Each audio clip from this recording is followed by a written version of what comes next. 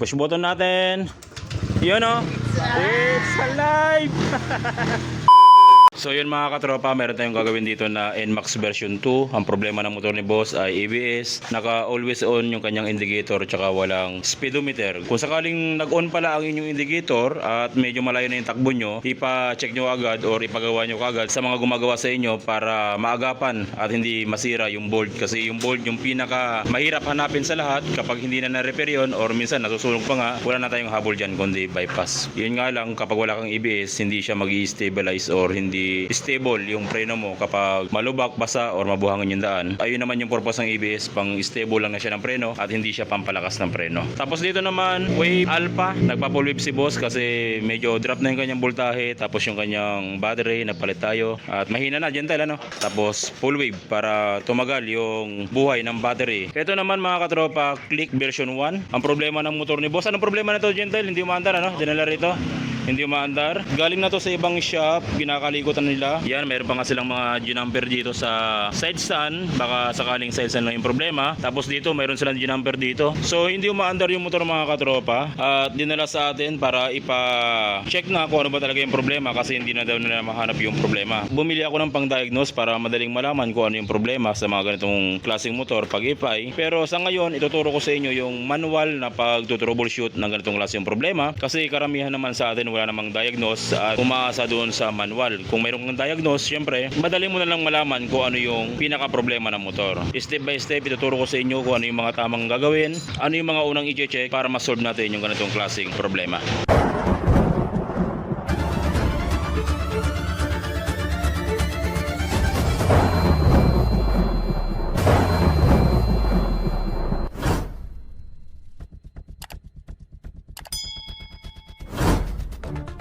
So bago natin siya i-troubleshoot mga katropa, subukan muna natin panda rin para makita natin kung ano ba talaga yung problema ng motor ni boss. Kapag sinusi natin, wala naman siyang check engine na kalagay at subukan natin siyang i-push button.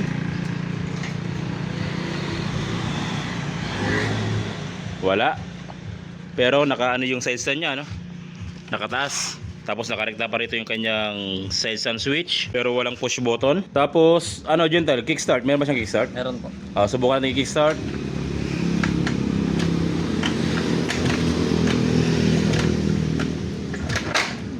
Sige. Ayaw. At meron siyang check engine na lumalabas. So kumpirmado mga katropa na may problema yung motor nila boss at hindi umaandar. So ito yung unang gagawin natin para ma-solve natin yung problema. Syempre, i-check muna natin yung battery. Gamit yung voltmeter, 13.1 yung kanyang battery. So good na good, walang problema. Malakas yung kanyang battery. Pagkatapos niyan, ang unang gagawin natin kapag mga fuel injected yung mga ginagawa nating motor, kine-check ko yung fuel pump niya. Tinitignan ko kung tutunog siya kapag sinusi natin yung susian ng ating motor. Dapat umugong yung kanyang fuel pump. Subukan natin, ilapit yung camera dun sa ating tangke. Tapos pakinggan natin, isususi ko. Meron dyan dahil wala. Wala ano? So hindi tumutunog mga katropa yung kanyang fuel pump. Ang susunod na gagawin natin, i-check natin yung connection ng fuel pump kasi kadalasan dito walang supply ng accessory wire yung kanyang fuel pump. So bukod dito sa fuel pump na i-check natin yung kanyang accessory wire, i-check na rin natin lahat ng accessory wire dito sa motor. So dito meron kayong makikita ang black na mayroong lining na white. Accessory wire din yan ng ating motor at magkasama sila dito sa fuel pump. So tatanggalin muna natin yung cover at i-check din natin dito yung black na mayroong lining na white. Tanggalin natin itong cover na to. So pagkatapos natin matanggal yung cover dito sa socket ng ating fuel pump, hahanapin nyo lamang yung black na mayroong lining na white. Ito yung pinaka-accessory wire ng ating fuel pump. At dito rin sa fuel injector, meron din kayo makikitang black na mayroong lining na white. Accessory wire din yan ng ating fuel injector. Magkasama yung dalawang yan. Dapat silang dalawa mayroong supply na positive supply galing ng ating susian. So gamit yung ating test light mga katropa, ilalagay natin yung test light clip natin sa ground kasi positive supply yung hinahanap natin. At i-test light natin yung positive kung ilaw yung ating test light. Okay, good. Ngayon, pag test light natin tong black na mayroong lining na white, dapat nakasusi yung ating motor. Susi natin. Alright. Tapos gentle, i-test light mo nga yung black na mayroong lining na white. Sige, tanggalin mo yan. I-test light mo yung tapat niya na butas. Pangilan siya? Pangalawa. 1, 2. So dito, pangalawang butas. Tingnan natin kung ilaw. Pangalawang butas.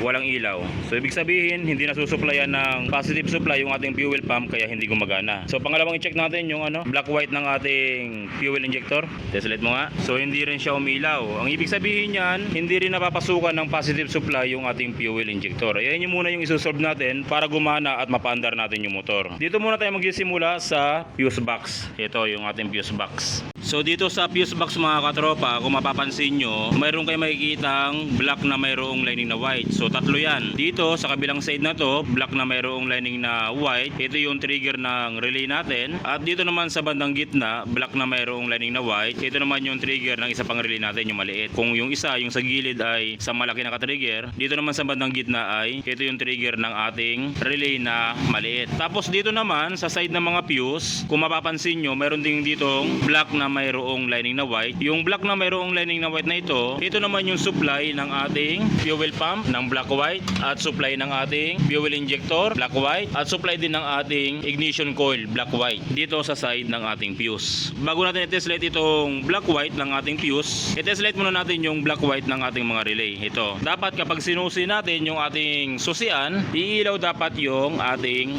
black white. So nakalagay pa rin sa ground supply yung ating test light clip. Gentle, i-test light mo nga tong black white yan, tapos isusi mo kung iilaw. Okay, good yung ating black white na papuntang relay na malaki, walang problema. Dito sa kabilang side, i-test light mo nga sa gitna, dun sa maliit na relay na black white. Sige nga, papatayin ko ha. Okay, good. Umiilaw naman yung black white dito sa maliit na ating relay. So ang pangalawang i-test natin mga katropa, yung black white dito sa ating fuse, yung papuntang fuel pump, papuntang ignition coil, at papuntang fuel injector. So i-test light mo nga gentle. Subukan kong isusi, dapat umilaw din siya. Pag sinusi natin, try natin isusi at dapat umilaw. So wala siyang ilaw gentle, hindi umiilaw. So ibig sabihin, dito yung pinaka problema niya, kaya hindi nasusuplayan ng positive supply yung injector at yung fuel pump. So dito mga katropa, kung mapapansin nyo, dito sa black white ng ating fuse, mayroon tayo ditong tanso na makikita na parang flat bar, at nakakunik ito sa maliit na relay. So nakakunik siya sa number 87 ng maliit na relay. Ito, naka-terminal siya dyan. Yung red white, dapat kapag tineslate natin yan, iilaw dapat yan na kahit hindi nakasusi yung motor, na naka-body ground o nakalagay sa ground yung ating test light clip. Tapos kapag sinusi naman natin yung ating susian, dapat mapapasukan din ng positive supply itong terminal na ito para masupplyan niya ng accessory wire itong black white, yung black red, at itong red brown. Yung terminal na to ay ito yung number 87 ng ating relay. So subukan mo natin i-test light yung red white. Gentle, i-test light mo na nakapatay yung ating susian. Sige, test light mo nga. Okay, so nakapatay yung ating susian mga katropa. Umilaw yung ating red white. Ang ibig sabihin niyan, good yung supply ng ating red white. At i-test light naman natin yung kabilang side. Ito, gentle, i-test light natin yan. Yan. So yan mga katropa, hindi siya umilaw dahil hindi nakasusi yung motor. Pero dapat umilaw siya kapag nakasusi yung motor. Subukan natin siyang isusi yung motor. Dapat umilaw yung ating number 87 ng maliit na relay. Okay, good mga katropa, umilaw. Ang ibig sabihin niyan, good yung ating relay at good yung wiring ng ating maliit na relay. Pero subukan natin dito i-test light din dahil yung tapat ng black white, i-test light mo nga. Yung parang tanso, yung flat bar na yan, ayun. Dito ito, yung mismong tanso. Ayun, nakita mo yung flat bar. Sige, test light mo. So, mayroon siyang ilaw din kapag tinitest light. Pag papatayin natin, mamamatay. Pero kapag binuksan natin yung susi, mabubuhay. So, ibig sabihin, walang problema sa supply ng relay papunta dito sa black white ng ating wire. Yung kabilang wire nga, gentle, yung black white, test light mo, walang supply. So, ano ibig sabihin nun, gentle? Kapag ganyan, merong supply naman yung kabilang side, pero yung kabilang side walang supply, ibig sabihin nun, hindi na kukontak yung ating fuse. Either putol yung fuse or corrosion. So, ang gagawin natin dyan, gentle, linisin yung fuse. Tsaka yung fuse pala na nilagay nila mga katropa, 25 amperes ang tataas, kaya papalitan natin to ng mga tig 10 amperes lang. Isa pa sa ginagawa namin na sikreto, kasi minsan maluwag yung fuse kahit bago hindi nagkukontak, maluwag siya. Kung mapapansin nyo yung terminal na yan, sisikipan nyo yan, itutulak nyo, parang kumbaga nakaganito yung terminal, itutulak nyo ganun para yakapin nyo yung fuse, ipidin nyo o kaya kagatin nyo yung fuse. So ayun yung mga ginagawa natin dyan na pamamaraan para magkaroon ng contact yung ating mga fuse. So heto na mga katropa yung ginawa natin, lahat ng fuse pinalitan natin ng 10 amperes at para standard yung ating mga fuse, pero yung isa 25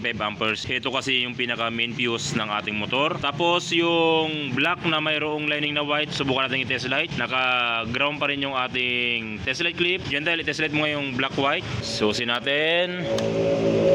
Okay, good. Yan dahil yung black white ng ating fuel pump. Okay, good. Sa uli mo na. Black white ng ating fuel injector. Okay, good. Sige, sa uli mo na. At subukan na nating panda rin. Push button natin. Yun o. It's alive! Alright mga katropa, yung motor ni boss. It's alive! Subukan natin patayin. Susi natin. Push button. Yun o. Hallelujah! So yun lang mga katropa kung paano mag-troubleshoot ng ganitong klaseng problema. Yung mga ganitong klaseng problema sa ating motor ay isa lang ito sa problema at mag-troubleshoot dito sa ating motor. Pero at least kahit ganon, alam nyo yung mga dapat gawin kapag sakaling naka-encounter kayo ng ganitong klaseng problema sa inyong motor o sa motor ng inyong customer. So yun lang mga katropa, maraming salamat sa walang sawang pagsuporta sa ating channel. Sana tuwing nanonood kayo ng ating video, marami kayo natutunan na gamit nyo sa inyong panghanapbuhay o sa inyong pagdi-DIY. Maraming salamat mga katropa. God bless at ingat palagi sa pagwa-wiring.